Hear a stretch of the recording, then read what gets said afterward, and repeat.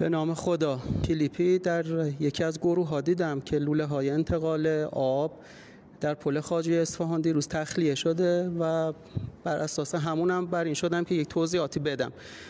با این سیاست اون لوله ها در واقع پیاده شده که وا اسفا، یک طیف سیاسی خاصی بیان ندا بدن که وا اسفا، وا مصیبتا، در واقع آب به اصفهان نرسید و وقتی ما اومدیم سر کار 1 ماه 2 ماه آب به اصفهان رسوندیم و خود در واقع کمکاری‌های سالهای گذشته خودشون رو بخوان با یه پروژه که در حال اتمام هست 1-2 ماه به نتیجه برسونن. عرض کردم من فرمولیتور رنگ‌های بهداشتی اپوکسی سالونت فری پروژه انتقال دریای عمان به اصفهان هستم. این پروژه 3 سال پیش در دولت شهید رئیسی استارت خورد و در واقع فاز نهایی و افتتاحیش تا 1 ماه 45 روز دیگه در واقع نهایی میشه.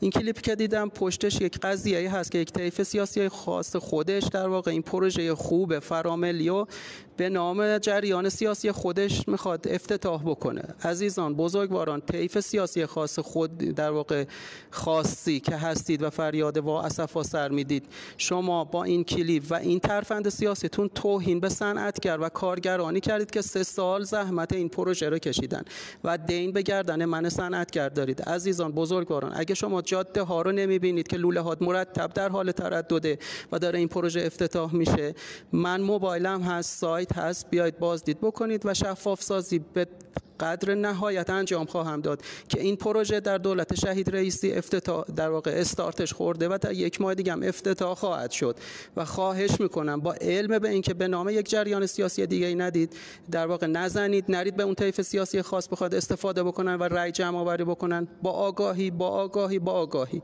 ممنونم.